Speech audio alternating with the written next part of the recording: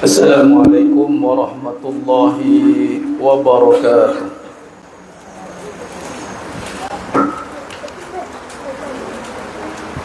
Saya tak jauh sikit. Cuba angkat jauh sikit. Minta sikit.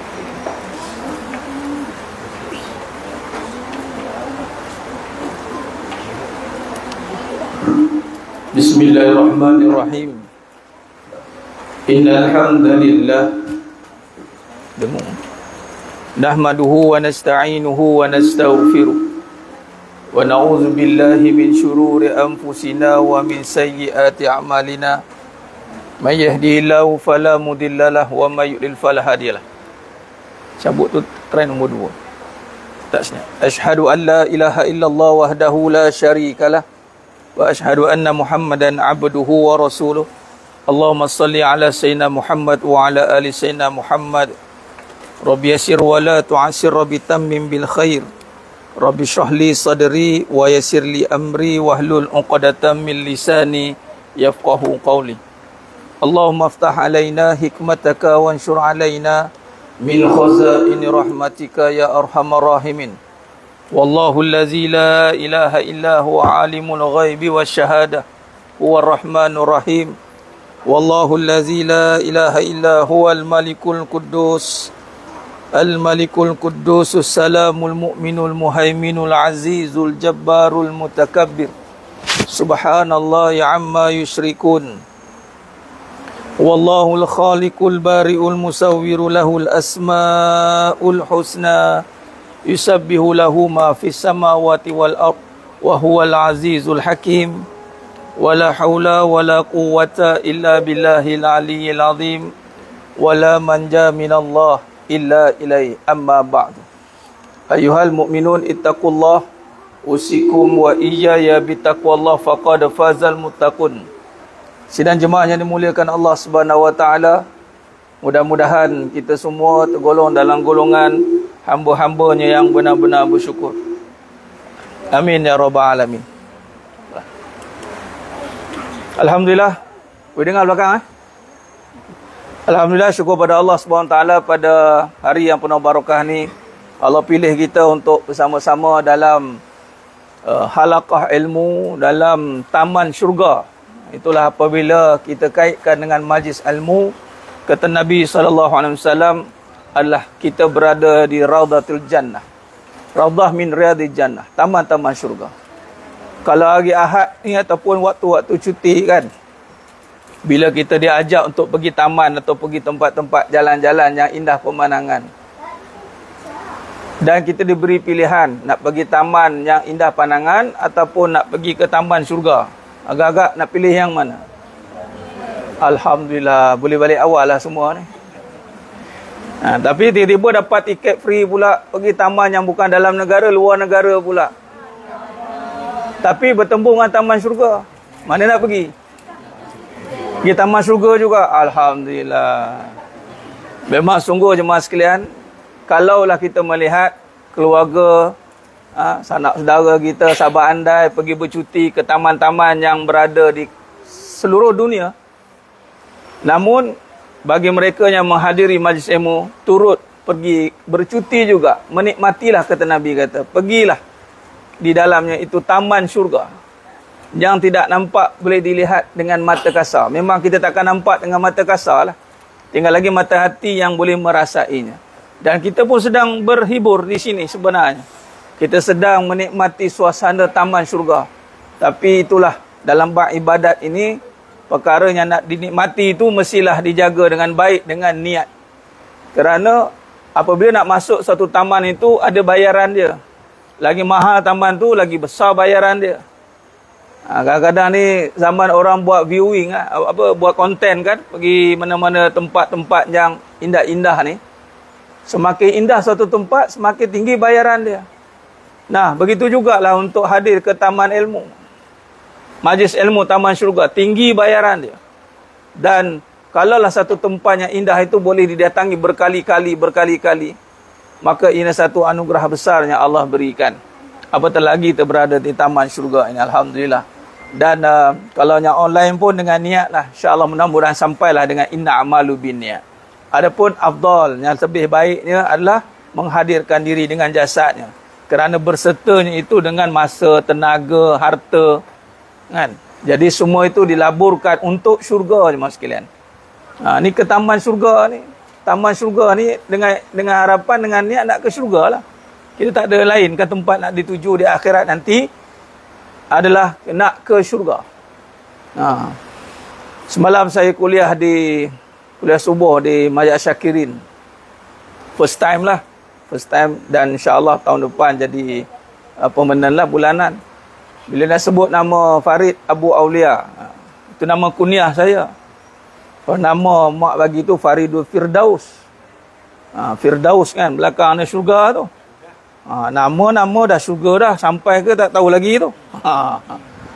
Nampak tidak kan? Kadang kita sifat kita, nama tu dah betul dah, sifat tu belum tentu lagi.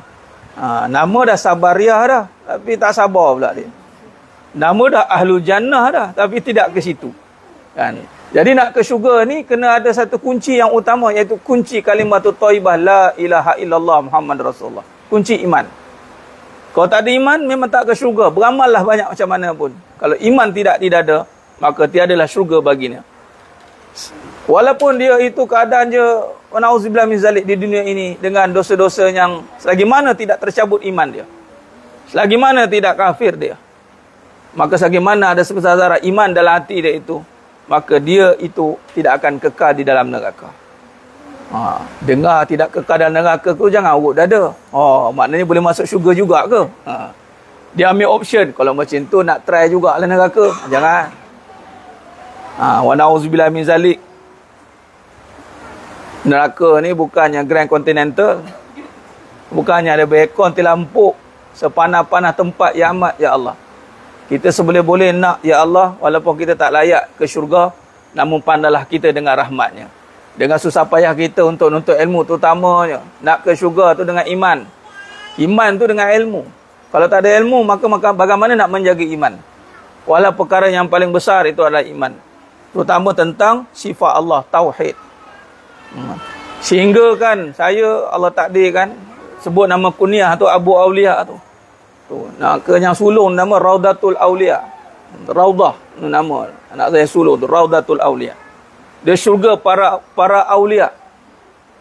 Jadi syurga para wali-wali Allah ni, aulia ni, yang mana kalau kita lihat sifat orang yang aulia ni, dia tak ada ketakutan, tak ada kebimbangan. Dan sifat aulia juga adalah yang menjaga, penjaga kan, wali. Yang bapa-bapa ni tentu dah wali dah. Pada wali pada anak ya. Tapi nak bagi tahunya kita penjaga apa? Mudah-mudahan Allah pilih kita lah menjadi aulia Allah. Amin ya rabbal alamin. Penjaga majlis ilmu. Penjaga raudah. Raudatul aulia, penjaga raudah. Apa yang nak dijaga raudah kat dunia? Majlis ilmu. Dan ingat, syurga dikelilingi nafsu yang tak suka. Jadi sebab tu jangan terkejut kalau pengajian tu penuh dengan cabaran, fitnah, untuk menjauhkan kita daripada pengajian itu. Cara dia, taburkan kekejian, taburkan kebencian. Buka aib, buka buruk, supaya tinggal pengajian. Nampak tidak? Akhirnya siapa rugi? Kita lah. Sedangkan kita dah ada satu perkara yang kita boleh jaga. Tapi bila kita tak ada kesungguhan, kita tak faham arah tuju kita ke mana, maka amalan yang utama tu kita tinggalkan. Kita nak jadi penjaga majlis ilmu, penjaga taman syurga. Tengok rajin datang, hari-hari datang. Contoh kalau di masjid maghrib isyak kan, kalau tak ada hal tu, boleh kata banyak datang daripada tak datang. Kita nak macam itu. Memanglah kita tak boleh nak straight tu, kita macam-macam urusan kita kan. Tapi kurang-kurang banyak kali datang daripada tak datang. Banyak kali tak datang daripada datang. Tu kadang masalah. Biar kita ni sampai orang cam kita. Datang, selalu datang tu supaya nak kena cam lah tengok. Bila datang majlis ilmu, bayangkan kita berada taman syurga, tengok tak ada. Mana pergi ni? Nampak. Kat situ syafaat orang soleh. Syafaat majlis ilmu lah. Kalau kata majlis ilmu tengok tak ada, dia ni selalu ada, tengok tak ada. Itu jangan banyak kali tak ada, sebab kalau kata tak ada kan langsung lupa. Contohlah kan. Dia banyak kali ada. Jarang tak ada. Bila jarang tak ada tu kita, tapi tak apalah, bukan nak tuju siapa-siapa. Jangan terasa pula. Dia kalau kat masjid ceramah tu pantang cakap macam tu, memang tak datang lepas tu. Ustaz ni pelik aku ni. Aku dah datang ki baik. Tak, kita nak bagi tahu. Saya begitulah dengan guru saya. Kita nak biar dia ingat kita. Itu lah. Lepas tu kita nak boleh ada hubungan yang baik. Cara ni khidmat dengan kitab beliau sebagai contoh. Kitab Tuan Guru Dr. Nik Syukri Nik Wan ni. Supaya Tuan Guru diingat kita. Dan beliau lah orang yang ada autoriti untuk buat majlis ilmu kan. Bila dia buka, dia kata, bermulanya dia nak mengajar tu jadi majlis ilmu.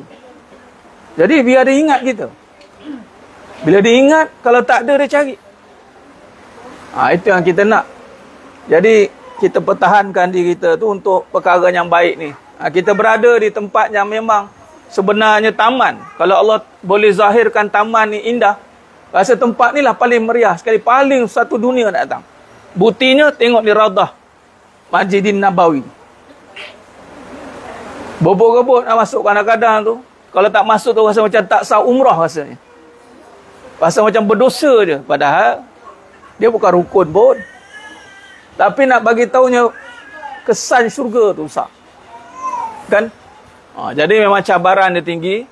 Dan kita adakan setiap minggu, setiap bulan, mana-mana tuan-tuan guru yang konsisten adakan majlis ilmu.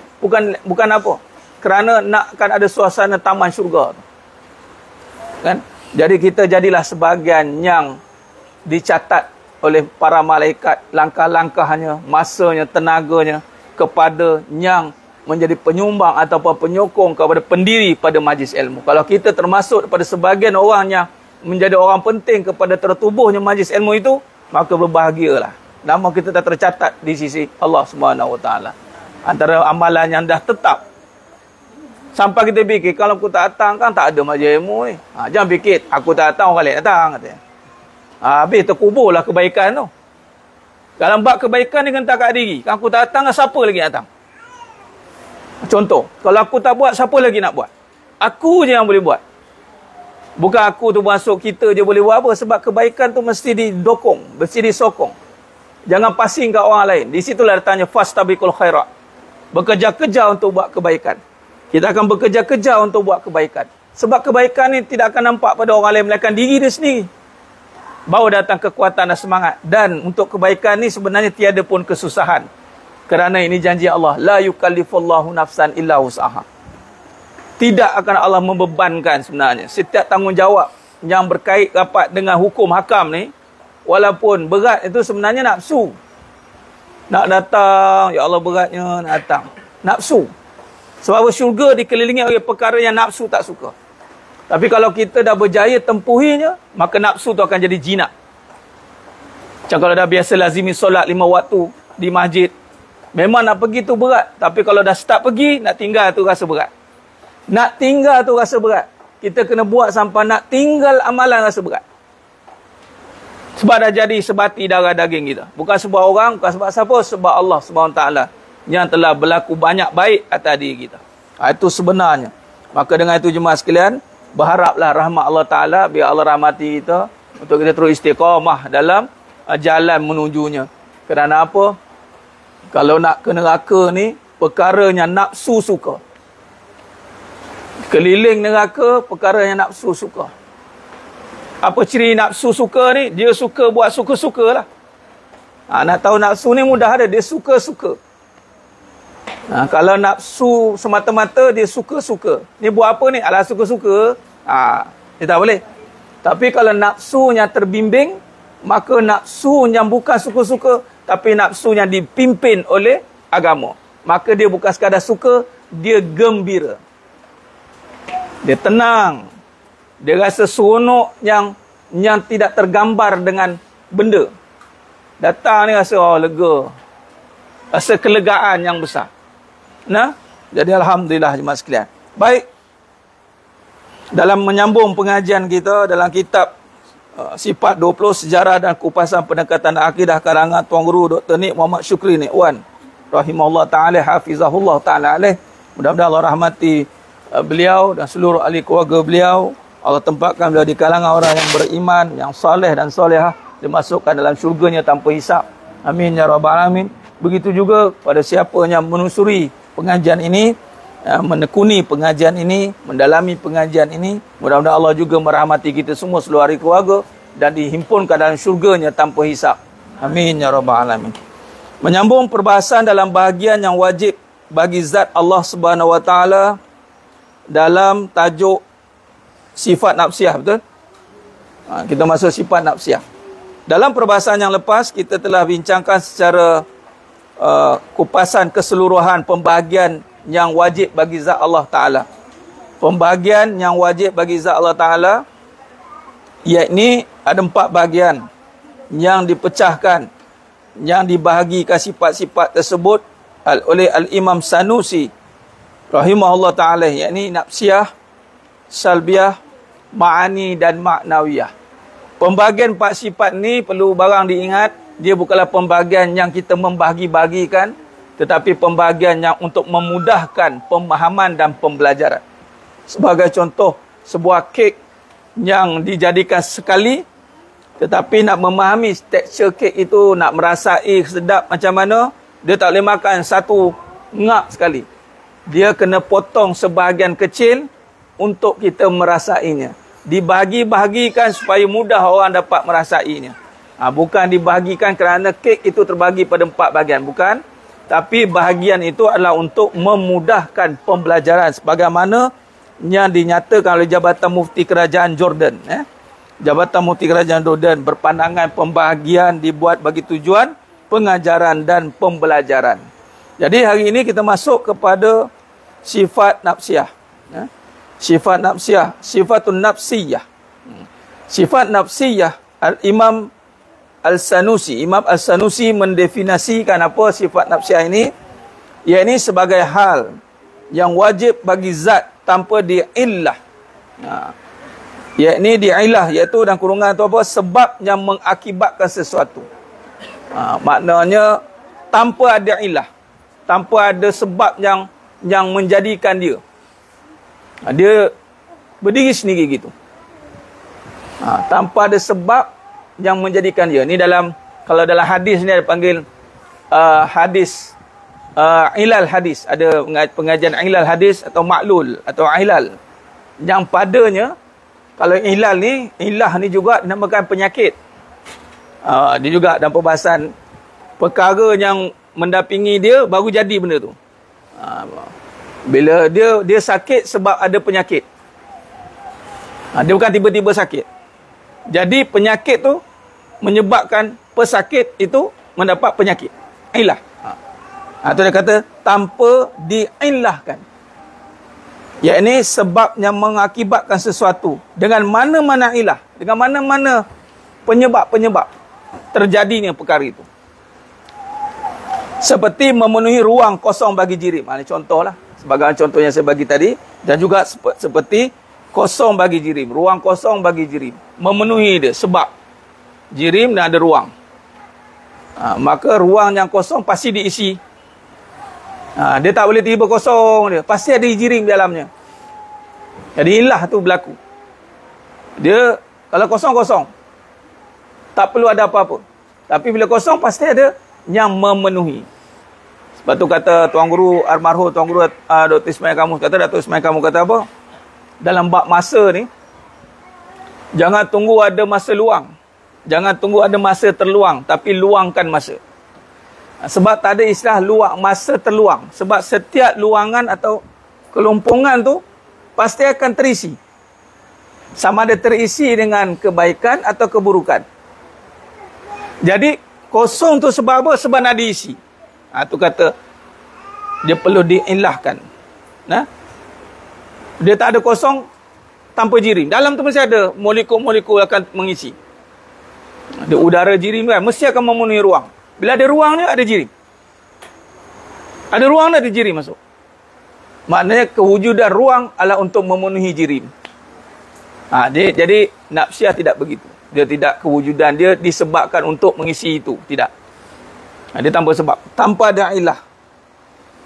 Maka terpelihara daripada sifat salbiyah, ma'ani, ma'nawiyah. Terpelihara dia daripada sifat salbiyah yang kita akan bincangkan, yang ini berlawanan daripada sifat yang tidak layak bagi Allah nanti.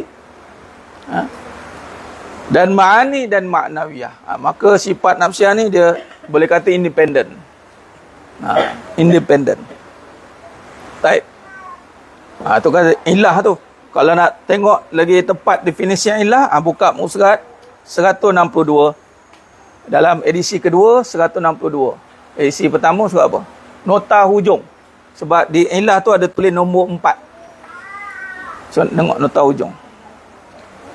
Ilah bermaksud adanya sesuatu yang lain sebagai akibat ada sesuatu tanpa dikendaki dan bukan pilihan serta tanpa syarat dan penghalang seperti bergerak jari mengakibatkan gerak cincin yang dipakai di jari. Jadi cincin ni dia tak bergerak sendiri. Tapi bergerak nak menggerakkan cincin ini, maka kena menggerakkan jari. Tu nama. Tu kata ni. Ada sebab dan akibat. Mengakibatkan ada makhluk selain daripadanya, menunjukkan ada selain daripadanya baru terjadi dia. Tak boleh. Sifat nafsiyah ni dia tidak diletakkan ada sebab itu, sebab ini tidak. Dia bebas daripada ilah itu. Ataupun tidak diilahkan, tidak disebabkan. Boleh? Boleh jelas? Dia berbetulan. Takdir Allah Ta'ala. Sekarang ni saya sambung belajar tentang buat usuluddin ni, buat hadis permasalahan hadis contemporary kan. Tuan guru saya Dr. Izzuddin dah habis dah pengajian hadis tu. Lagi beliau tambah lagi pengajian. Jadi kitab ilal hadis. Memang tajuknya ilal hadis. Ini ilmu yang sangat diperhalusi. Kalau hadis yang dhaif kita tahu dah. Hadis maudhu' kita tahu macam mana kan sanad dia. Ilal hadis ni duduk pada hadis sahih. Yang takkan nampak melainkan orang yang muhaddisin, yang arif. Al-Bukhari sebagai contoh, dia boleh tempak. Berlaku pada sanadnya ada. Adanya kedudukan sesuatu yang menyebabkan hadis itu jadi hadis yang maklul. Dia mana? Maklul ni yang telah tersakiti lah. Ada. Tapi dia takkan nampak secara terang hilal ni. Sebab tu bila dinisbahkan kepada makna sebagai hal yang wajib bagi zat, keadaan yang wajib bagi zat itu, hal ni keadaan, hal. Tanpa diilah. Tanpa perlu ada sebab lain. Okey, baik.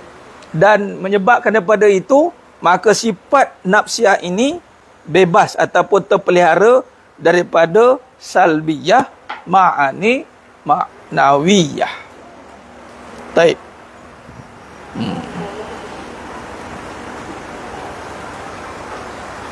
Khair. Perkataan hal terpelihara daripadanya sifat salbiyah dan ma'ani kerana kedua-duanya bukan hal yang wajib bagi zat Allah Subhanahu Wa Taala. Jadi nanti kita akan perincikan dalam sifat salbiyah, sifat ma'ani, ianya bukan wajib bagi zat Allah Taala itu. Bukan hal yang wajib bagi zat Allah Taala itu.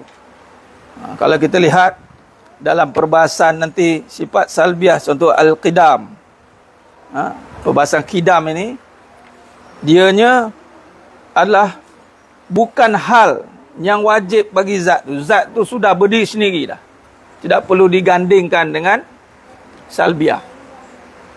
Wujud, kalau sifat salbiyah ni antara nanti kita nafsiyah ni, tanpa perlu digandingkan dengan salbiyah ataupun ma'ani. Disebut contoh nafsiyah, sifat apa? Sifat wujud. Nanti kita bahaskan nanti. Kita akan nampak dia sendiri. Wujud bukan sebab adanya ni. Wujud tu wujud. Maujud. Bukan sebab wujud kerana dia tak ada tu. Itu maksud tanpa diilahkan. Perkataan tanpa diilah pula terpelihara daripada sifat ma'nawiyah. Kerana hubungan dengan sifat ma'ani seperti qadiran relatif dengan sifat qudrah. Pada berkaitlah. Ma'nawiyah itu terjemahan daripada ma'ani. Dia ada hubungan. Qadiran itu seperti sifat ma'ani dengan sifat kudrah. Sifat qadiran ma'ani, sifat kudrah, dia ada berkaitan maknawiyah kerana hubungan dengan sifat ma'ani seperti qadiran relatif dengan sifat kudrah. Qadiran, kudrah, dia ada kaitan. Terjemahan ma'ani, maknawiyah. Jadi bila tidak terkait ma'ani dengan nafsiyah, maka dia bebaslah daripada kedua-dua, ketiga-tiga sifat selain itu. Salbiyah, ma'ani, maknawiyah. Jadi dia terpelihara daripada maknawiyah itu.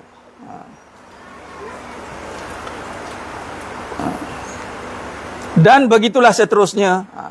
Dengan kata lain, adanya sifat-sifat maknawiyah bagi zat Allah SWT sebagai akibat ataupun ilah daripada adanya sifat-sifat ma'ani baginya. Dengan kata lain, ada sifat-sifat maknawiyah bagi zat Allah SWT sebagai akibat ataupun ilah daripada adanya sifat-sifat ma'ani baginya. Sifat ma'ani itu ada penyebab, penceritaan, penterjemahan. Dan sifat nafsiyah bebas daripada sifat maknawiyah itu. Dia tidak digandingkan.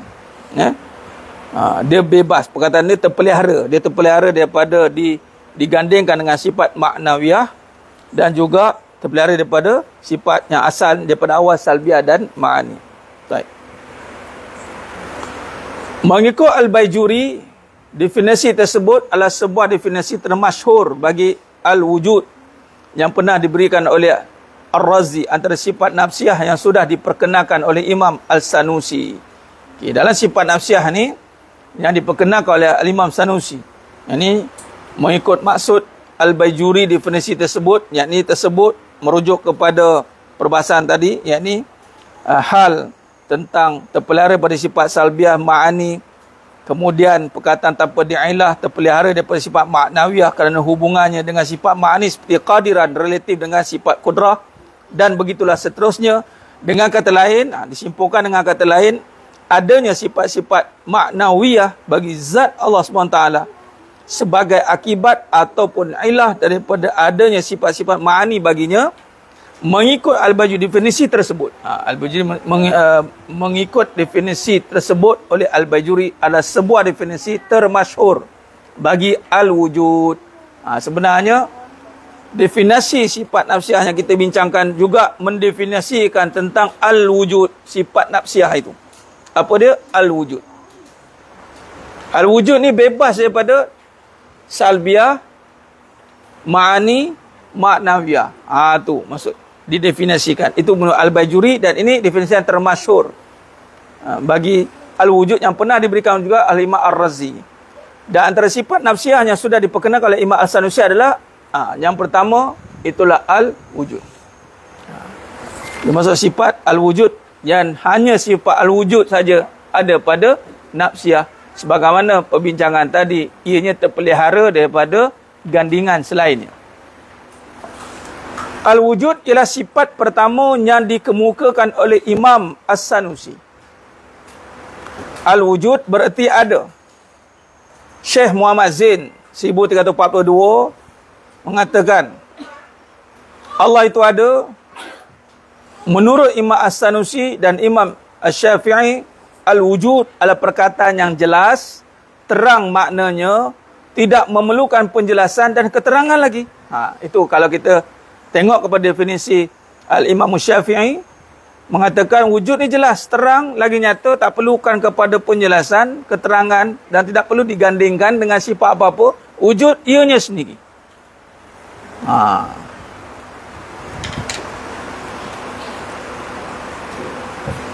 Ini jemaah sekalian, saya pernah bertanya dengan Syekh Samahah, Mufti Kelantan, Datuk Syukri. Dalam membahaskan sifat 20 ni kan, beliau kata apa? Kalau memahami wujud saja, khatam dah. Khatam dah. Tapi kerana hati kita ni ada banyak akhyar selainnya, ada banyak gambaran-gambaran yang kadang-kadang bermain di pikiran, di hati kita. ada terasa ada kewujudan selainnya. Walhal wujud tu jelas menyatakan hanya dia. Kita mendalami sifat 20 jemaah sekalian. Wajib, sifat wajib pula ni adalah untuk memantapkan iman kita, nak pelihara balik. Yang wujud adalah dia. Nak memantapkan kefahaman, kita lihat di bawah. Kewujudan Allah SWT pernah diisyaratkan oleh Imam Abu Hanifah. 1971 dengan kata amantu billah. Nampak? Amantu billah, aku sudah beriman dengan Allah. Makna isyarat ni merujuk kepada yang wujud hanya Allah. Kita beriman kepada kewujudan tanpa perlu perkataan lain, tanpa perlu keterangan lain, tanpa perlu elaboration yang lain. Bila sebut yang ada hanya Allah, khalas. Yang lain, dilawan kepada yang lain, tiada. Sifat mustahil kan. Wujud lawannya, tiada. Bila kata Allah ada, meletakkan kepada amantu billah. Apa maksud amantu billah? Isyarat kepada wujud sifat. Dan kalau rujuk kepada surah Al-Ankabut ayat 2. Al-Ankabut ayat 2. Dalam kuliah subuh juga hari Sabtu tu, saya bincangkan tentang mentauhidkan kehidupan. Antara perkara yang ditekankan, saya kata, apa penyataan bagi iman? Macam mana nak menyatakan iman? Amal menyatakan suruhan. Solat menyatakan suruhan Allah. Iman nak menyatakan bagaimana? Ni kita cuba nak ambil kefahaman. Iman dinyatakan dengan ujian. Sebab tu dalam surah Al-Ankabut ayat 2, qalu amanna.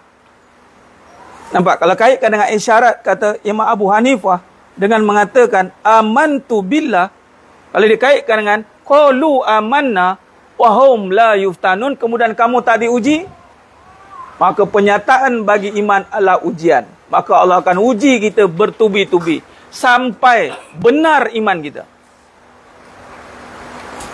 Sebab tu bila diuji duduk jangan lari. Ni baru uji sikit dah lagi. Ni pasir dua butir dengung. Allah uji. Uji dengan apa? Dengan apa Allah uji? Yang mengaji kena faham. Dengan apa Allah uji?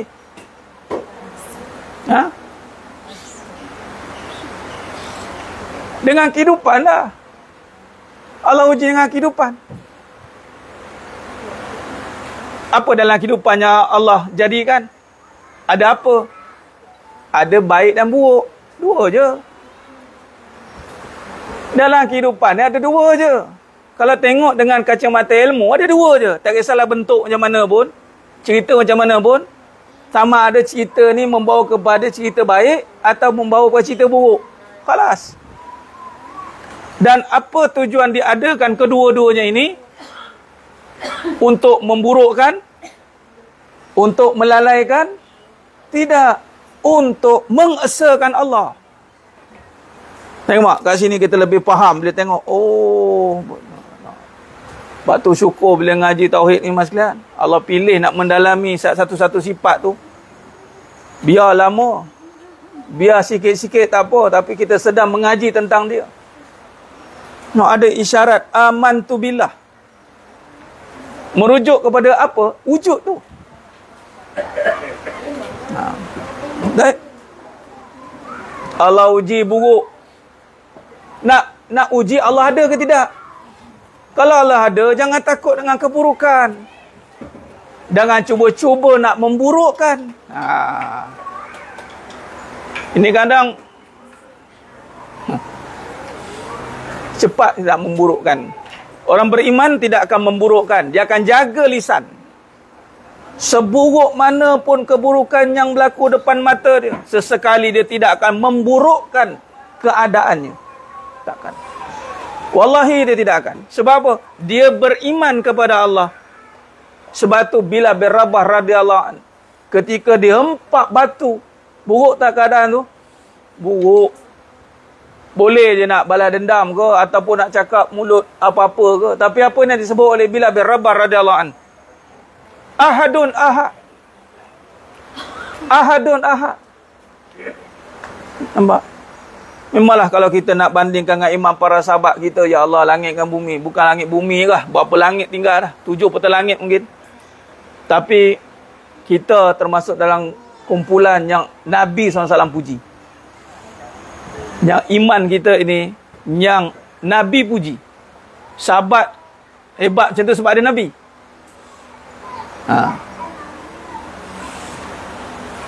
Tabi'in sebab ada sahabat.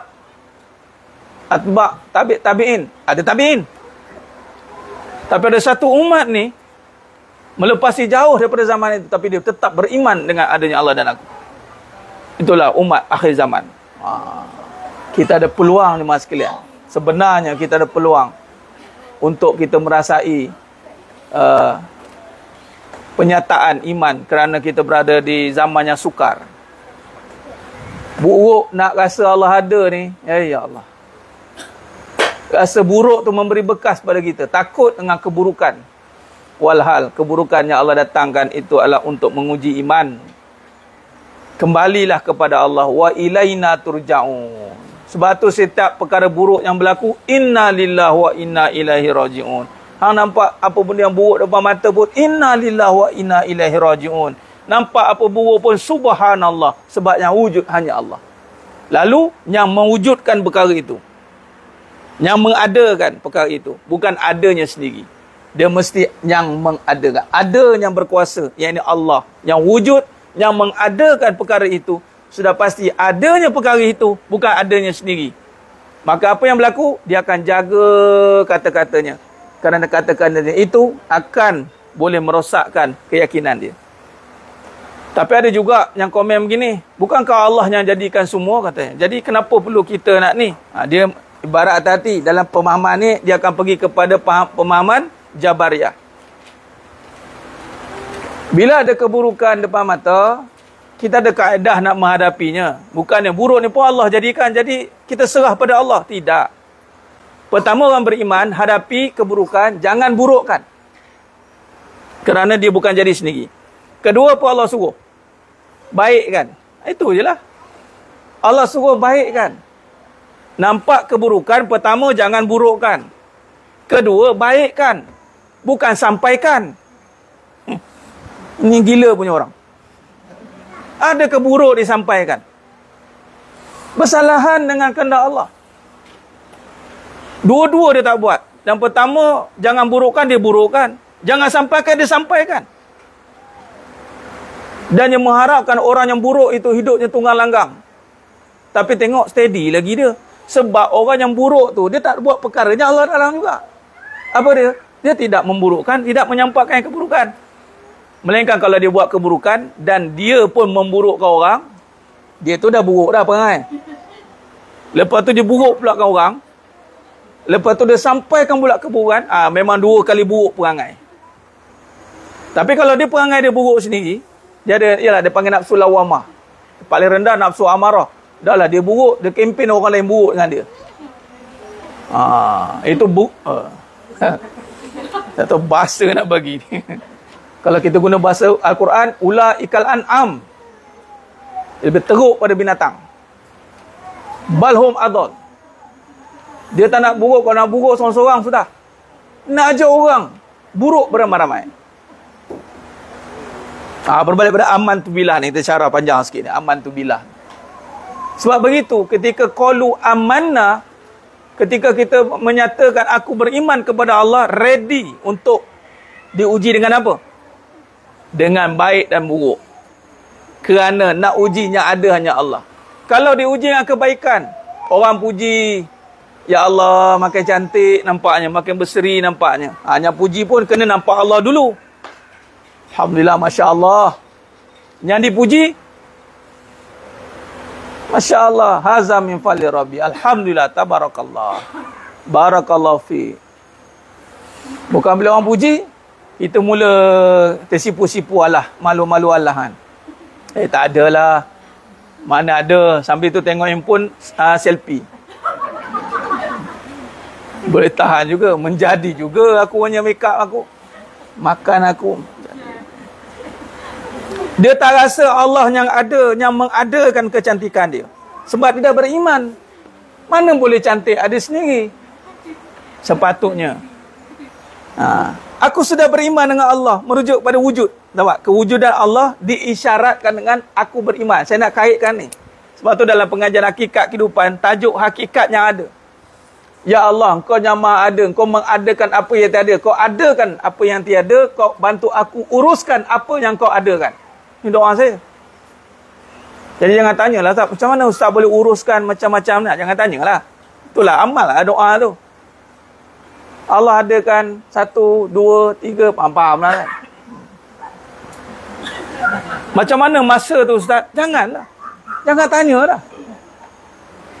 Sebab tu siapa yang berani bertanya, saya tak jawab. Dahlah datang bagi salam, tidak apa tidak. Maknanya bagi salam juga. Tiba-tiba, Ustaz boleh tak bagi tip untuk saya? Muka pun tak nampak dalam pengajian, tiba nak tip. Kan? Yelah, dia ditakdirkan tiba-tiba nak terus 2, 3 kan. Jadi tiba nak tip terus. Allah yang mengadakan. Jadi bantu aku, ya Allah, untuk menguruskan apa yang Kau adakan. Sebab isyarat kewujudan Allah Ta'ala itu diisyarat oleh Imam Abu Hanifah. Imam yang pertama, yang mengarang Fiqhul Akbar. Jadi isyarat kepada amantu billah lah merujuk pada sifat wajib bagi Allah, nafsiyah wujud. Yang mana Imam Ahmad bin Hanbal, Imam Hanbali menyebut dengan kata maujud, yang ada. La maujud illallah. La maujud bihaqqi illallah. Yang ada hanya Allah. Maka kita pun cakap, kalau yang ada hanya Allah, yang apa yang ada ni apa pula? Itulah kita jawab, makhluk lah. Nak jawab apa lagi? Habis, sifat yang ada hanya Allah. Apa yang ada ni? Sifat siapa? Sebab tu ni kadang-kadang jadi gurauan setengah orang. Oh, kita keliru lah. Yang ada hanya Allah. Habis yang kita ni apa? Kerja ada, kerja tak ada. Jangan hati-hati. Ada orang cuma main-mainkan pengajian ni. Macam mana jawab? Macam mana jawab? Yang ada. Kalau Imam Ahmad bin Hanbal sebut, maujud. Yang ada. Illallah. Hanya Allah. Habis yang ada ni? Nah. Diadakan. Diadakan. Sebab apa dia takut ketinggal kita ngaku je Tuhan. Hanya ada. Tapi ada yang ngaji tak salah faham. Yang ada ni, dia mula perasaan. Rasa macam Tuhan lah ni. Makhluk tetap makhluk. Sifatnya ada pada makhluk. Ada kan? Tapi sifat kita ni tak ada pada Khalik. Sifat kita mati. Jadi tiba hidup ada daripada kita. Ada daripada kita sekarang ni kan. Jadi kita ni dihidupkan. Itulah. Sebab asal kita mati. Sebab tu Imam Ahmad bin Hanbal mengatakan maujud. Yang ni yang ada.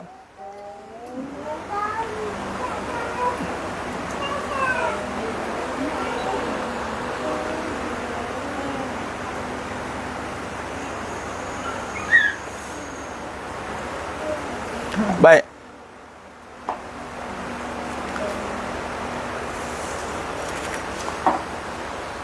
Sebab tu bila kita pergi kepada menyatakan, sebab kita menyatakan, yang ini dalam taksis pengkhususan pada manusia itu adalah menyatakan kebesaran Allah. Wa rabbaka fakabir. Sebagaimana wujudnya alam ini. Masuk Al-Maturidi kata, bukti ada alam ini. Alam ni, lalu kadang-kadang saya bawa ni ada perbahasan yang lebih jelas. Abu Mansur Al-Maturidi meletakkan bahawa wujud alam ini adanya dalil, bukti kepada adanya kekuasaan Allah. Bukannya adanya alam ini. Lalu saya kata gitu. Saya mengatakan apa? Kalau Allah Ta'ala jadikan alam ini, jemaah sekalian, alam membuktikan, menyatakan yang ada. Nampak? Berbalik pada atas. Yang ada hanya Allah. Bukan adanya alam ini. Kita pergi isbat adanya alam ini. Kerana alam ini ada. Tapi kita tengok apa? Adanya alam ini ataupun alam ini diadakan. Habis cerita. Sebab tu kadang-kadang perbahasan perkataan alam semula jadi itu perlu diperbahaskan semula. Tapi sebab dah makruf adat sebut semula jadi, kita fahamlah nature. Tapi bukan jadi sendiri. Sama juga dengan kita belajar sains. Medula oblongata. Medula oblongata tu medula oblongata apa? Ni bukan bahasa Korea tu. Bahasa Korea aku rasa bukan. Tu kat belakang, yang besar kat tengkuk belakang dengan. Medula oblongata yang menjaga pernafasan, jantung, mana-mana yang tindakan dipanggil tindakan luar kawalan. Tindakan luar kawalan. Tapi dalam iman bukan tindakan luar kawalan. Tindakan yang dalam kawalan. Ataupun dalam kekuasaan. Di luar kawalan manusia. Tapi dalam kekuasaan yang Maha Esa. Anda kena faham gitu. Sebab tu kadang-kadang dalam perbahasan sains, ada ketika dia sampai, ialah dia logik kan. Menyebabkan dia sehingga menafikan kewujudan Allah. Sebab everything is fakta. Kalau betul Allah tu ada katanya. Ada satu video tu, budak lah, rasa Afrika tak silap. Seorang dia reaction sebagai profesor lah. Dia kata, Tuhan wujud katanya. Ada? Kalau ada, buktikan. Nampak? Tak ada. Boleh pegang? Tak boleh. Boleh rasa? Tak ada. Bermaksud tak ada. Oh, dia cakap itu. Dia react sebagai profesor lah, dia cakap budak tu. Budak tu cakap, otak wujud, otak katanya. Wujud, buktikan. Boleh pegang? Boleh rasa? Bermaksud otak tak ada. Tuhan tak ada otak katanya. Kena main dengan budak. Betul, dia pun terkejut kan. Nampak? Jadi kewujudan dalil pada alam ni, sesungguhnya alam ini muhdasan. Ini muhdasan ni benda yang dijadikan. Bermaksud kita ni jangan menafikan, tengok alam ni jangan kita tengok saja. Ya tafakkaru, sebab Allah selalu ulang, inna fi khalqis samawati wal ard wa ikhtilafil laili wan nahar la ayatil liulil albab. Susah macam mana dengan hidup kita. Tengok alam. Ni bukti Allah ada. Kadang-kadang kita ni masalah hidup kita tak rasa Allah ada. Saya ni ustaz, tahulah. Dia tak kenapa. Rasa kesorangan saya. Dia tak tahu pokok di belakang rumah tuan. Dalam pasu macam pasu ada depan rumah dia. Apa yang tak ada, semua ada. Apa bukti apa ada ni? Mana kamu tak kesorangan? Bukti Allah ada. Tengok rumah ni. Datang-datang tadi, lampu terbuka, kipas terbuka. Mesti ada orang ni. Tengok. Antara tamsil juga. Bila kita tengok terbuka semua, kita nampak kipas ke nampak ada orang? Tapi mana orang? Kenapa tak cakap? Ada kipas ni. Ada lampu ni. Tak ada. Tengok rumah berlampu. Malam kan kita nak pergi beraya kan. Ni nak raya dah ni. Cik nak raya dah. Walau puasa 8 hari. Nak datang ziarah malam. Datang rumah saudara. Saudara lah boleh lah datang malam. Datang siang ni kan. Rumah orang tak kenal tak boleh lah kan. Kita tengok lampu terbuka. Ada kita cakap, ada lampu ni. Ada. Dia cakap apa? Apa kena mengena ada orang pula? Ada lampu lah. Maknanya fana lah lampu tu. Lampu tu tak nampak dah. Yang nampak orang. Dah kalau alam ni, tengok matahari elok sendiri tu. Ada siapa? Ada Allah lah. Kenapa nampak matahari lagi? Itu nama buta hati. Itu aja. Dia buta namanya. Tak nampak-nampak lagi. Tu namanya tak ada penjelasan dah ke atas tu sepatutnya. Tinggal lagi sebab tu ilmu tentang bila kita tengok bagaimana Imam Sanusi, Asy'ariyah, Maturidiyah, saya pelik kadang depa cuba menggelak-gelakkan setengah tu. Allahu Akbar. Dia cuba nak menolak kaedah ni. Tak menangkan kaedah dia, tetapi kaedah inilah yang sebenarnya banyak menjawab kepada persoalan-soalan logik tadi. Bukan senang nak jawab dengan keadaan macam tadi. Kata Allah ada, Tuhan ada, mana buktikan katanya. Waktu tu nak jawab pakai ayat Quran. Jawab. Nampak tidak? Dan kita kena jawab bukan tidak gunakan ayat Quran, tapi berasaskan daripada Al-Quran, difahamkan, kemudian terjemah perkataan yang berkaitan dengan Quran tadi. Sebab tu boleh jawab fitnah-fitnah.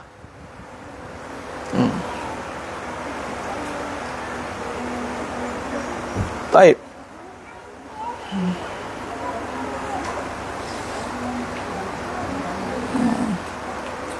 Jadi kita kena kaitkan. Bila wujud ni memang kita tanam biar dia pasak. Ni seawal anak-anak memais, kemudian dia naik kepada akhir balik. Yang perkara pertama, asas yang mesti ditekankan kepada anak-anak kita adalah Allah ada. Bukan ayah ada, bukan mak ada. Allah ada. Allah adakan mak, Allah adakan ayah. Allah adakan semua. Kamu nak apa, minta ke Allah dulu, baru cakap kat mak. Kita kena didik. Dah minta ke Allah belum? Dah. Okey. Kemudian dia terjemahkan syariat.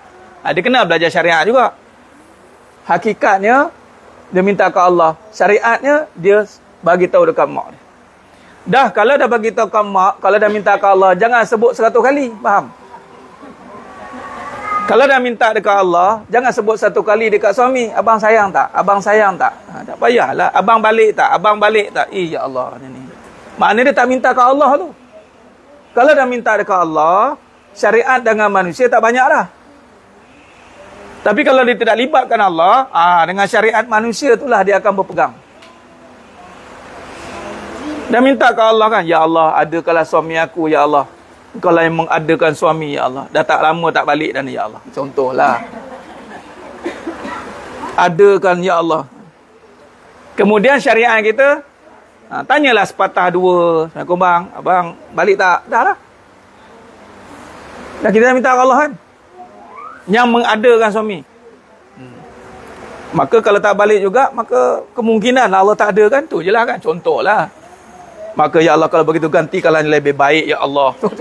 Terus kata kan, gantikan terus katanya. Tenang dia menghadapi keadaan itu. Macam mana kamu boleh tenang menghadapi keadaan itu? Kerana aku minta yang lebih baik kepada Allah. Rupanya tetap suami dia juga balik dengan sifat yang baru. Alah, cepat no faham nak apa suami baru. Tengok tu. Tak habis cerita lagi. Rasa seronok juga boleh tukar suami ni. Ya Rabbi, jangan. Suami tu juga perangai dia jadi malaikat dah. Rupanya dia pergi bersuluk. Balik-balik dah bertaubat dah dia. Begitulah.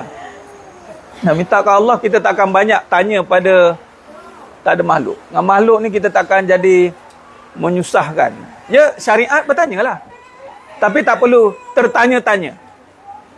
Syariat manusia mintalah. Tapi tidak terminta-minta. Malah kalau dengan manusia kita bertanya. Dengan Allah minta dan tolong. As'aluka. Isti'anah. Jadi dah minta dengan Allah, dah minta pertolongan dengan Allah, dengan manusia just asking saja. Kalau tak ada, it's okay.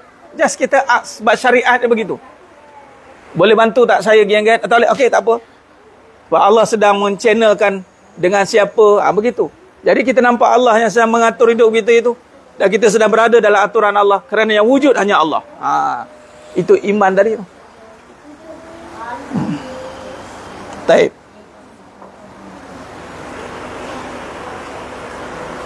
Sebab tu kita ketika Rasulullah SAW menasihati Ibnu Abbas radhiyallahu anhu. Yang mana ihfazillah yahfazka. Itu satu makna yang sangat besar kalau kita boleh perhalusi dalam makna wujud. Jaga Allah, Allah jaga kamu. Macam mana jaga Allah? Jaga syariat dia. Macam mana jaga syariat? Jaga akidah yang pertama, hati. Jangan pernah terlintas dalam hati keadaan kita ni macam tak ada siapa. Jangan pernah kata kita ni tak ada siapa. Hati-hati. Jangan pernah rasa kesorangan. Hati-hati. Kita tidak akan pernah kesorangan. Kerana kita sentiasa diawasi olehnya. Yang wujud hanya Allah. Kena macam itu. Jikalau kita nak meminta, kata Nabi SAW, Iza sa'alta fas'alillah, Iza sta'anta fasta'in billah. Nampak? Jelas. Tinggal lagi Allah uji bila dapat tak dapat. Itu adalah iman tadilah. Iman tadilah. Contoh tadi macam rumah terpasang lampu kan. Saya dapat WhatsApp. Masuklah dulu. Kejap lagi saya sampai. Makcik kan. Jadi WhatsApp tadi, nampak makcik kan nampak WhatsApp lagi ke situ lah. Nampak makcik lah kan. Okay, sekarang rupanya dia sampai sebulan lepas tu baru sampai. Kita pun tunggu. Sabarlah. Kata kejap lagi. Dia tak habis cerita kejap lagi tu berapa lama. Sebulan selepas tu baru sampai. Apa kamu ni? Kata kejap lagi sampai. Kata, sudah. Dia berimannya dengan perkataan kejap lagi tu kan.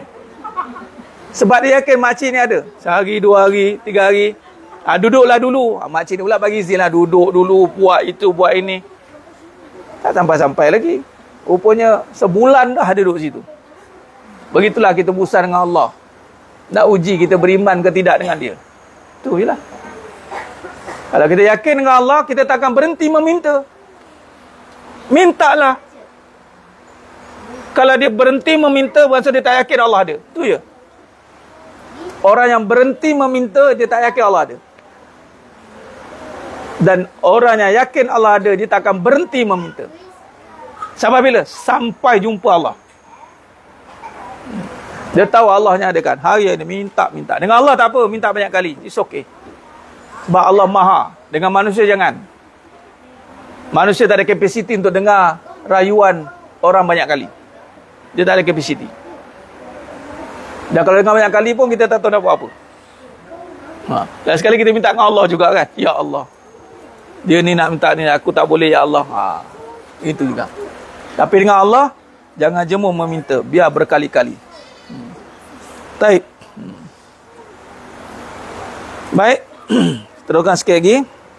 Seorang ulama besar Hanabilah itu Imam Abu Abdullah Ubaid.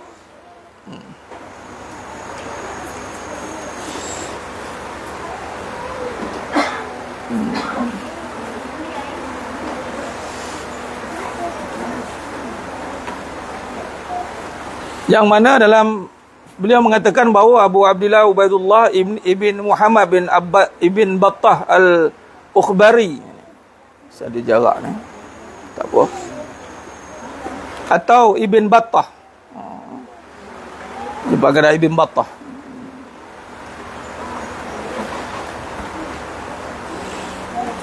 Menyebut aniyatah. Menetapkan kewujudannya bertujuan membezakan dengan golongan ahlul al-ta'til yang tidak mengisbatkan kepada pencipta. Ahlul ta'til ni dia nak bezakan Imam Ibn Battah ni, Imam Ibn Battah aniyatah, menyebut menetapkan kewujudannya, kerana ada golongan yang ahlul al-ta'til ni yang tidak mengisbatkan pencipta, dia pisahkan. Ni boleh jadi pada golongan Mu'tazilah. Dia tidak menyifatkan sifat kepada makhluk yang ada ni berkaitan dengan Allah. Dia pisahkan sifat. Jadi mengukuhkan lagi aniyatah, ini menetapkan kewujudannya.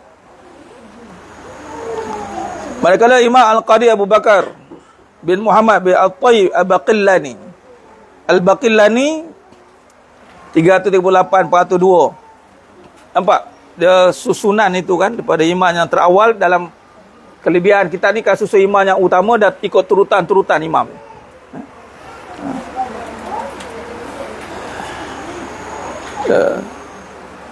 Pernah menyebut fi wujudillah wa sifati sebagai topik perbincangan tentang kewujudan Allah Subhanahu wa taala serta sifat-sifatnya. Dalam karangan beliau bertajuk kita At-Tamhid. Ini sebarang kita lamu Al-Baqilani, kita At-Tamhid. Wujud Allah SWT turut disebut oleh Al-Ghazali dan Al-Ihya Ulumuddin ketika perbincangan tentang bahagian-bahagian utama pembinaan iman. Demikianlah perkataan Al-Wujud digambarkan oleh para ulama besar sebelum Imam Al-Sanusi. Jadi makna kata Al-Imam Sanusi, itu kurun yang ke-9, meletakkan sifat wujud itu bukan dimulai oleh Imam Sanusi. Sebab tu perbahasan yang ada dalam sifat 20 ini, sifat itu ada dah perbincangan pada ulama-ulama yang terdahulu. Namun susunan itu formalistik, adalah diasaskan oleh Al-Imam Sanusi. Jadi sebab itu tidak bolehlah dimain-mainkan dengan perkataan wujud itu. Walaupun dia perkataan nampak bahasa wujud biasa kan, tapi ini perbahasan tentang iman. Wujud ada kan, kita selalu guna ada. Kadang-kadang dalam perbahasan selalu saya kata tentang sifat hakikat yang ada kan. Manusia mengatakan aku ada rumah, aku ada anak, aku ada isteri, aku ada duit. Lain sekali yang ada aku. Terbalik, diisbat kepada yang ada aku. Patutnya Allah yang mengadakan. Dah? Baik. Jadi sifat ini telah pun disebut oleh Imam Al-Baqilani dan Imam Abu Hanifah pun dah sebut. Kalau kita rujuk pada Imam Ahmad bin Hanbal, maka merujuk kepada sifat wujud itu. Dan ini pun dirakamkan, diambil balik sifat ini menjadi asal utama pembinaan iman. Demikianlah perkataan al-wujud digambarkan oleh para ulama besar yang muktabar sebelum Imam Al-Sanusi. Baik, kita sambung sikit lagi. Wujud di sini bermaksud wujud di zati. Yang wujud zati iaitu wujud yang sebenar-benarnya, zatnya. Bukan dengan selainnya. Zati dimasukkan dengan wujud zati ialah adanya Allah SWT itu dengan sendiri. Itu zat, bizati. Kalau dalam bahasa sains ni, kalau kita lihat kepada perbahasan formula molekul air, dia H2O. Formula tu H2O tu dia tak ada datang lain daripada yang formula lain.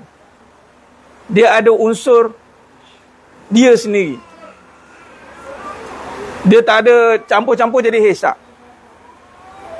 Dan itu kalau bahasa zat, perbahasan zat pada zat makanan, zat kan.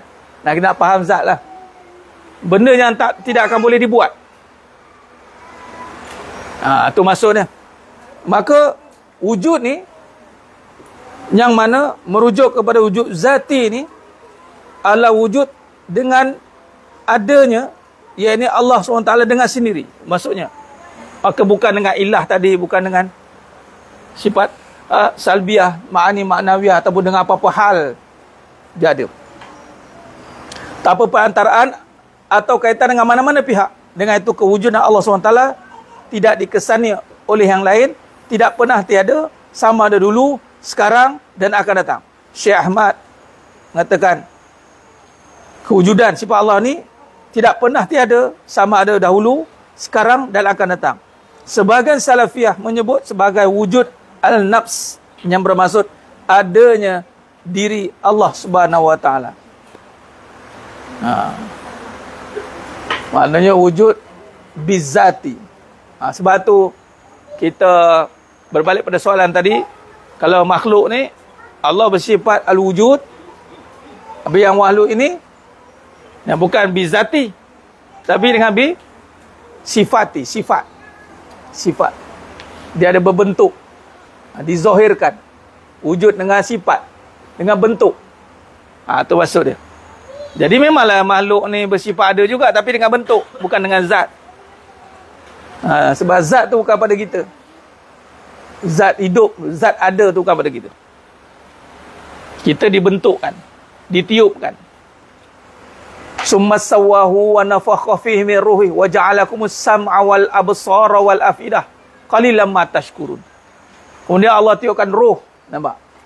Kemudian Allah jadikan suar, yakni rupa, kemudian Allah tiupkan roh, kemudian Allah jadikan sama' basar, nampak? Sama' wal basar, sama' mendengar, basar melihat. Kalau kita lihat pada mata, kita dah nampak dengan syariat melihat. Tapi inilah ada mata ni syariat, tapi zatnya sebab kita melihat tu sifat daripada basar. Dia tidak letak pada makhluk. Dia begitu. Kalau makna wujud bizati ni tanpa mata tu, tanpa telinga. Sebab tu kata apa almarhum Muhammad Ali kan, my bodyguard is kan, can see but no eyes, can hear but no ears, can see but no eyes. Boleh melihat tapi tak ada mata. Hebat. Itu masuk wujud zati. Dengan zatnya sendiri tanpa ada perlu mata. Boleh melihat. Kita kena ada mata baru boleh melihat. Kalau melihat juga tu guna mata juga. Mata mana? Mata-mata. Pandai orang sekarang pasang mata-mata. Kat mana mata-mata? CCTV. Kat mana? GPS. Kat mana? Saya nampak orang tengah buat apa? Guna mata jin. Jantau jin pergi. Tapi ada orang beriman di Al-Quran akan dipanggil Ainul Basirah, mata yang halus. Itu pun bukan tengok dengan mata depan mata, tapi diilhamkan melalui perantara juga. Mungkin malaikat. Ilham. Nampak. Contoh Nabi Muhammad sallallahu alaihi wasallam ketika peristiwa Isra wal Mi'raj, balik kepada Mi'raj, kemudian orang kafir Quraisy dia nak mengena Nabi lah. Kalau betul pergi Masjidil Aqsa, berapa tiang masjid tu? Mana sempat kita nak kira tiang. Siapa ni dah pergi umrah, berapa tiang Masjidil Haram sekarang? Tak ada dan kita nak tengok tak? Terkali malaikat buat streaming. Buat streaming. Kita streaming kena pakai alat. Nabi tak perlu. Nabi pakai malaikat. Malaikat streaming terus Masjid Al-Aqsa, terus kira satu-satu. Pada Nabi di Makkah sudah. Melihat juga, tapi ada perantara. Tapi kalau Allah Maha melihat, tiada perantara. Jadi ini juga kita boleh latih. Bagaimana jemaah sekalian? Kita latih jalan malam-malam. Nanti kita cuba sekali buat pengajian malam sini. Minta izin buat surat. Kita semua tunggu seorang-seorang jalan ke kubur patah balik. Seorang-seorang jalan ke kubur patah balik. Kalau nak tahu jalan datang waktu malam sini macam mana. Gelap gelemat dia panggil. Datang pergi ke kubur, seorang-seorang tak boleh berdua pula. Jadi siapa yang nak masuk dalam challenge tu kita bagi. Kita masuk kan. Nak tengok dia nak rasa siapa melihat dia.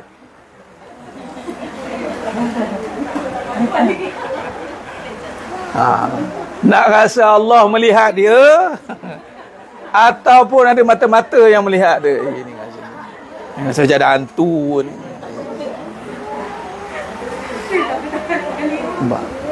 Kat situ pun dah konflik lah. Tapi di situlah pengajian tauhid. Orang nak jadi berani dengan tauhid. Sebab tu yang mengaji tauhid ni, nak tak nak insya-Allah dia akan terkait juga dengan ruqyah nanti. Ni ada yang di pengruqyah orang kau minta nak merawat ke apa ke, ada ni. Sebab sifat yakin tu lah nak mengatasi segala keraguan tu. Kalau kita yakin Allah Maha melihat, walaupun di situ ada benda lain melihat, maka kita minta kepada Allah yang Maha melihat, yang kita tak mampu melihat itu. Ya Allah, aku rasa ada benda yang tengok aku ni. Kan? Ya Allah, aku rasa ada nampak kiri kanan ni. Maka ya Allah, kau yang Maha melihat benda yang ada di kiri kanan aku ni, ya Allah. Kan? Kita Dia terus dengan Allah yang maha melihat, yang melihat apa yang kita tak mampu melihat ketika itu. Tapi nak training tu kan.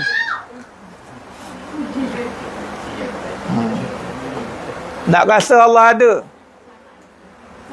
bila Allah tiadakan benda. Itu kadang-kadang orang kata nak belajar Allah ada ni sampai Allah tiadakan semua baru nak rasa Allah ada. Betul. Nabi SAW 13 tahun di Makkah Al-Mukarramah, habis clean and clear. Selai sepinggang Nabi hijrah ke Madinah, selai sepinggang. Tak tahu lagi jadi apa kat depan sana, tak tahu. Tak macam mana penerimaan orang Madinah, macam mana tak tahu. Tapi Nabi terus melihat Yathrib. Kerana apa? Nabi yakin makrifat Allah kan. Tak ada nanti kita di selai sepinggang ni macam mana ni, nak ke orang sana terima kita ni? Walaupun sana dah dikhabarkan Nabi dah hantar dulu, dah riki dulu, tapi nak menerima tu kan. Nampak? Memang bila kita rasa ada rezeki, semua benda kita akan hargai. Rezeki kan kita kena hargai. Bila kita rasa tak ada apa, nasi putih pun rezeki dah. Allah, letak garam kicap rezeki dah. Bila ada duit, tengok dia komplain sekejap lagi. Dia tak nampak rezeki lah, dia nampak duit dia. Dia nampak duit, tak nampak rezeki dah. Bila tak ada duit, semua benda rezeki. Ya Allah, rezeki. Ya Allah, rezeki. Ya Allah. Tengok lagi. Bila ada duit. Oh, ini je nak makan ni. Wah, habis ya. Habis ya. Sebab tu ada pengajian tauhid itu memang menguji tadi kan. Susah senang tadi. Baik buruk. Nak balik kepada yakin tadi. Allahumma salli ala sayyidina Muhammad wa ala sayyidina Muhammad. Maka kalau kita lihat, sebelum kita habiskan, kita habiskan perenggan tadi lah. Nanti kita sambung dalam penetapan al-wujud sebagai sifat Allah ni, kita akan sambung pada bahasa akan datang. Jadi kesimpulan, kita faham wujud itu bil makna, kalau kita rujuk balik kepada kata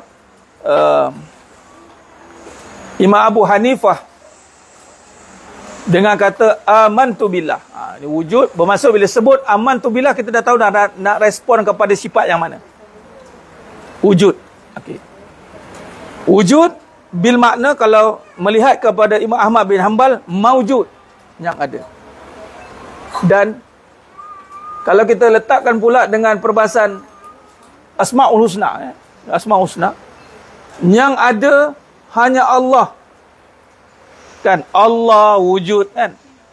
Bahawa kidam bakak tu Allah wujud. Jadi yang wujud hanya Allah. Maka kalau yang wujud hanya Allah, seterusnya sifat-sifat yang lain Asmaul Husna itu, sebab tu ianya relatif, ianya berkait. Jadi kalau kita melihat dengan contoh kaya, dia ada asma, sifat kaya ada asma al-ghani. Jadi beriman kita yang wujud hanya Allah yang maha kaya, maka kayanya orang itu kerana sifat Allah, bukan sifat orang. Dia beriman tu.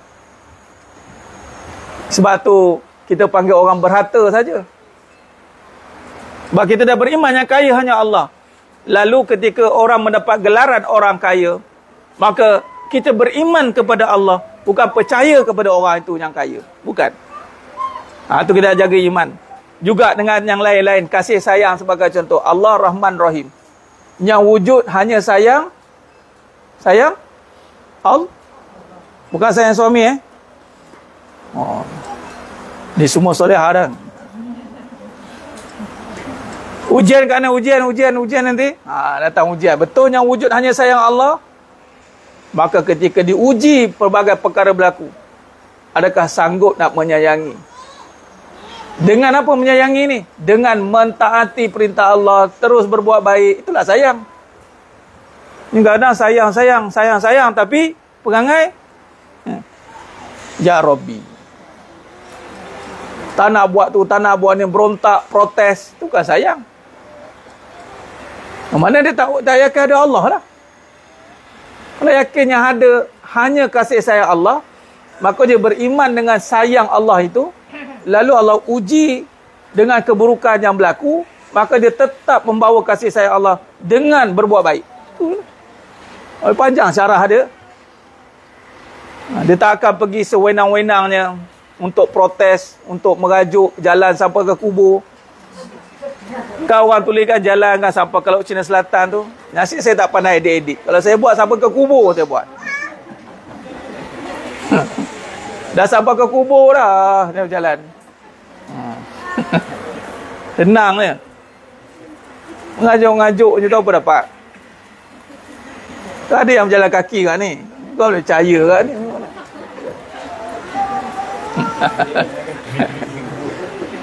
Tak, terbalik. Suami jalan kaki, isteri naik kereta. Teruk lagi. Orang beriman tak buat perangai macam itu. Orang beriman takkan buat perangai macam itu. Hati-hati. Dia tidak akan membuat perkara yang, ya, dia dah respon dengan aman tu bila aku beriman pada Allah. Kenapa perlu dia protes dengan manusia?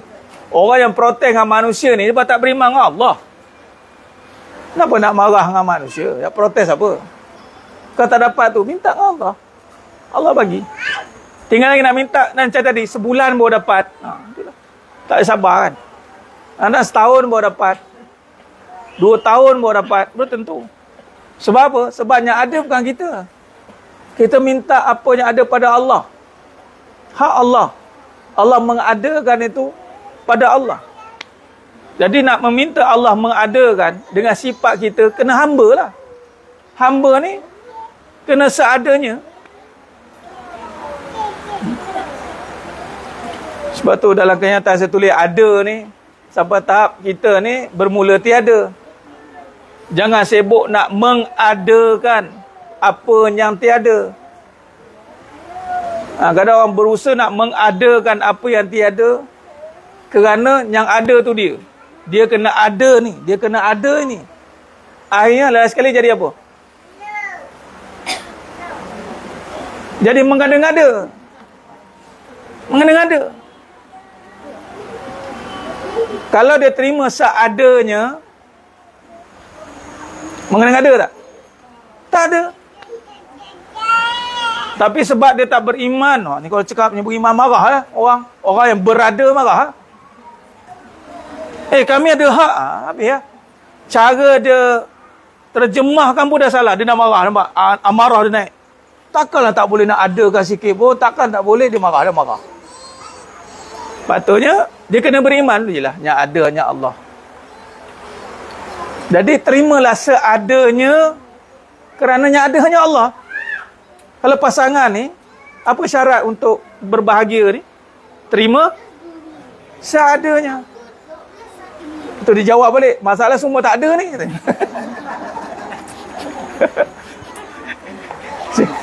Tak terima seada, masalah semua tak ada ni. Mana satu aku nak pegang ni? Sebab tu bermula dengan adanya kasih sayang. Biarlah semua tak ada pun, ya Allah. Dengan sayang tu nanti insya-Allah macam-macam ada. Kan? Betul tak? Masalah ustaz dah sayang dah, habis semua tak ada juga. Perak lah, tak tahu. Masalahnya orang yang yakin dengan adanya Allah, dia tak akan berkata-kata begitulah. Dia tak akan bersangka-sangka pun, dia takkan. Ini cara kita menterjemahkan tauhid. Ini termasuk dalam ni tesis saya ni. Peranan akidah di dalam mendepani tekanan hidup. Tuan Guru nak buat, Tuan Guru Dr. Ni'am Syukri nak buat terjemahan sifat ma'ani di dalam kehidupan. Sifat ma'ani kan. Sifat ma'ani ni adalah apa-apa terjemahan tu lah. Kalau kita lihat kan. Jadi bagaimana melihat kepada perbahasan ni, dia ada terjemahan dalam kehidupan mas sekalian. Ni sifat ma'ani Ustaz 148. Sip 152 al-aim, al-haya, sama' basar, sifat ma'ani. Kalau kita beriman kepada Allah yang Maha mendengar, mesti tadi Maha melihat, apa sifat kita? Mesti akan ada terjemahan dia. Kalau kita beriman kepada Allah yang Maha berilmu, apa sifat kita? Saya terjemahan dia. Tu kajian nak dibuat. Menterjemahkan sifat ma'ani dalam kehidupan. Kan sifat ma'ani kan kita bincang pada Allah. Sekarang ni bagaimana terjemah bagi kehidupan. Samalah yang saya bincangkan tadi, bagaimana nak mengimani sifat ada, wujud tadi dalam kehidupan. Sekarang kita belajar ada pada sifat Allah kan. Jadi syarahnya pertama kita syarah dulu ada tu. Kita faham, oh maujud, amantu billah. Amantu billah summastaqim. Nampak? Hadis Nabi, amantu billah summastaqim. Siapa yang yakin pada Allah, dia akan istiqomah, minta istiqomah, beramal istiqomah, datang. Dia tak akan lagi, kalau aku datang ni dapat apa, kau orang cakap ni dapat apa. Dia tak ada lah. Dia tak ada berkata-kata, dia tak bersangka-sangka. Dia terus konsisten berbuat baik. Sampai bila? Sampailah dia kembali kepada Allah. Itu sepatutnya kita kena tekankan jemaah sekalian. Baik, kita berhenti dulu setakat itu pada perbahasan muka surat 130. Perenggan yang pertama. Edisi yang pertama Ustaz 125. InsyaAllah. Wallahu alam. Kita tutup dengan munajat umat insyaAllah. Sadia tak boleh.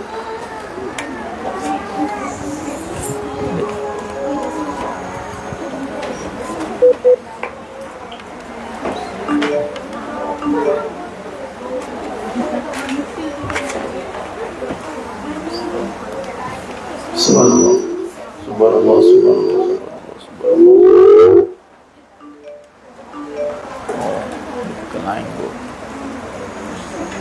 Subhanallah, subhanallah, subhanallah. Subhanallah. Dah habis okey. Apa? Cobaan. Nak cerita yang ada. Tengok bunyi apa? Kita puja. Yang ada. Subhanallah, subhanallah, subhanallah, subhanallah, subhanallah. Subhanallah, subhanallah, subhanallah. Alhamdulillah. Dah habis. Habis suara tu.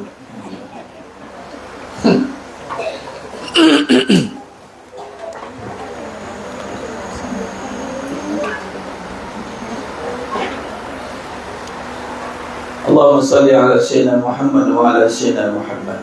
Baik, mas sekalian, kita tutup dengan munajat umat insya-Allah. Mudah-mudahan dengan keberkatan majlis ilmu ini, dengan perbahasan tauhid yang mana kedudukan ilmu yang tertinggi, dan dengan bacaan suratul Fatihah. Boleh angkat jangan jauhkan sikit. Dengan bacaan bi qiraatil suratul Fatihah insyaallah, sab'ah qiraah, arba'at asyarah riwayat insyaallah. Subhanallah, subhanallah.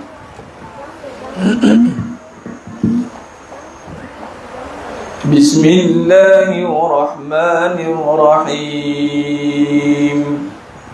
Alhamdulillahi rabbil alamin. Ar-Rahmanir-Rahim. Maliki yawmiddin.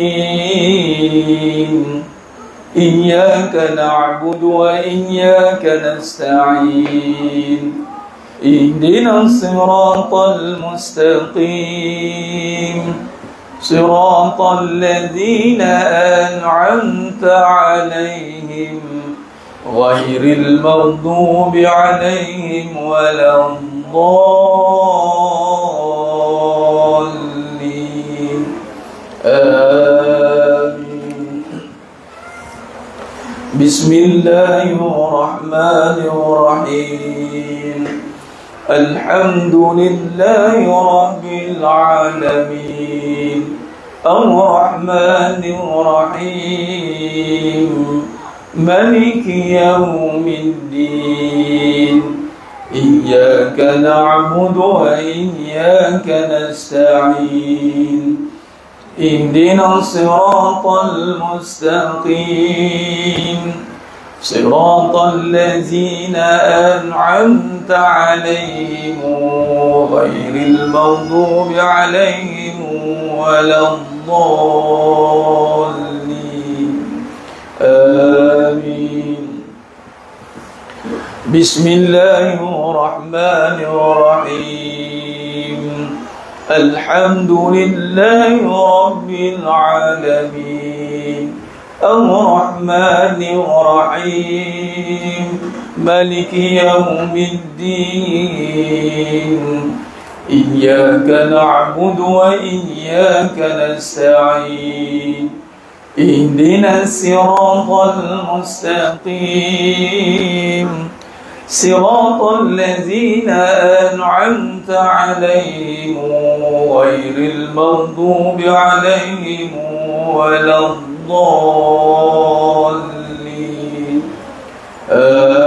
آمين. بسم الله الرحمن الرحيم. الحمد لله رب العالمين الرحمن الرحيم مالك يوم الدين إياك نعبد وإياك نستعين اهدنا الصراط المستقيم صراط الذين أنعمت عليهم غير المغضوب عليهم ولا الضالين آمين. بسم الله الرحمن الرحيم. الحمد لله رب العالمين الرحمن الرحيم مالك يوم الدين إياك نعبد وإياك نستعين اهدنا الصراط المستقيم صراط الذين أنعمت عليهم غير المغضوب عليهم ولا الضالين آمين. بسم الله الرحمن الرحيم.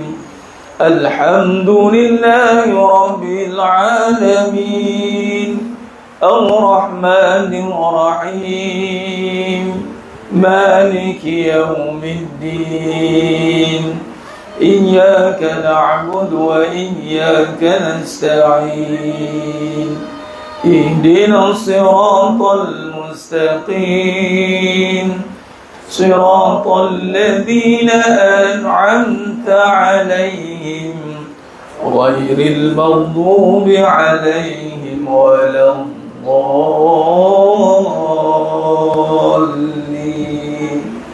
آمين. بسم الله الرحمن الرحيم. الحمد لله رب العالمين الرحمن الرحيم مالك يوم الدين إياك نعبد وإياك نستعين اهدنا الصراط المستقيم صراط الذين أنعمت عليهم غير المغضوب عليهم ولا الضالين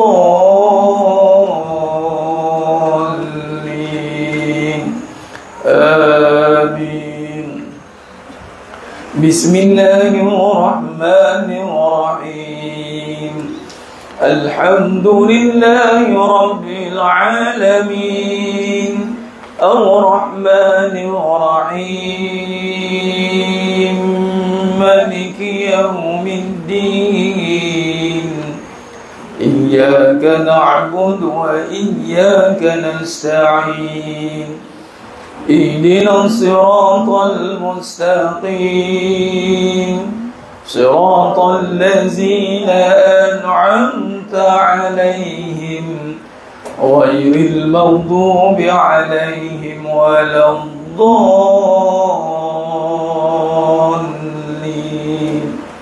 آمين. بسم الله الرحمن الرحيم. الحمد لله رب العالمين الرحمن الرحيم مالك يوم الدين إياك نعبد وإياك نستعين اهدنا الصراط المستقيم صراط الذين أنعمت عليهم غير المغضوب عليهم ولا الضالين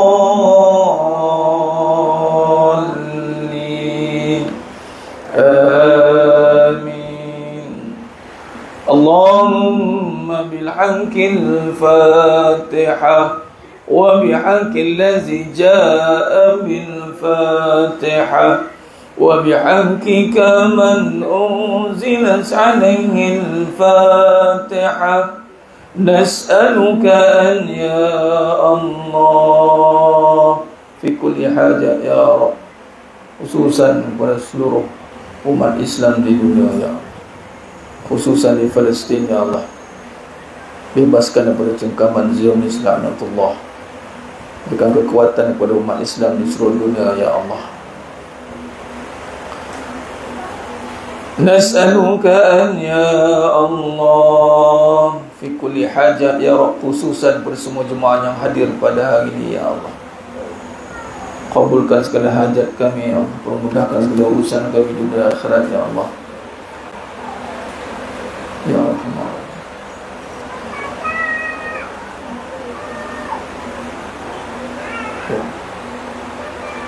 Ya Allah. Nas'aluka an ya Allah fi kulli hajat ya Rabb, khususan ya Allah.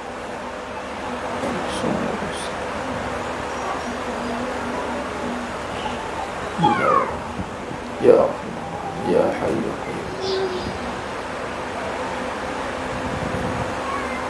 fi kulli hajat ya Allah.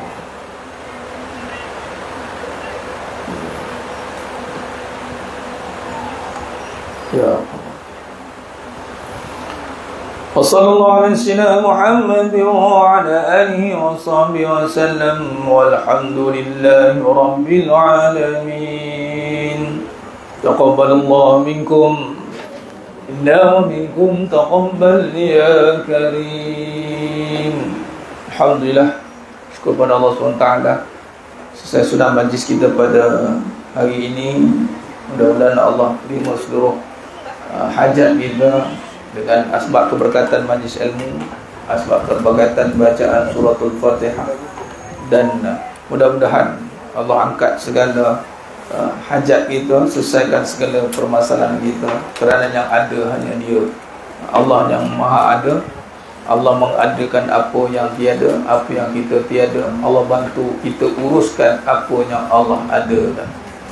Kalau Allah adakan keburukan untuk kita, Allah bantu kita uruskan keburukan itu. Jadi kalau Allah adakan baik untuk kita, Allah bantu kita uruskan kebaikan itu. Amin ya rabbal alamin. Alhamdulillah, insya-Allah mudah-mudahan kita bertemu lagi pada siri akan datang.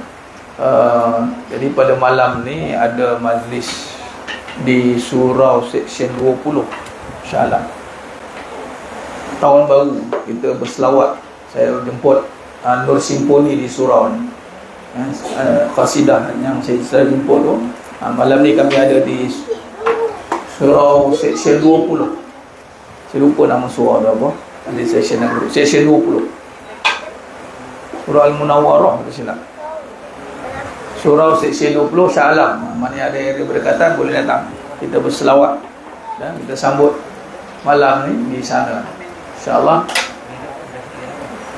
Wallahu a'lam. Mohon maaf daripada saya ada kekurangan, terkasakan untuk kami bicara dan penyampaian.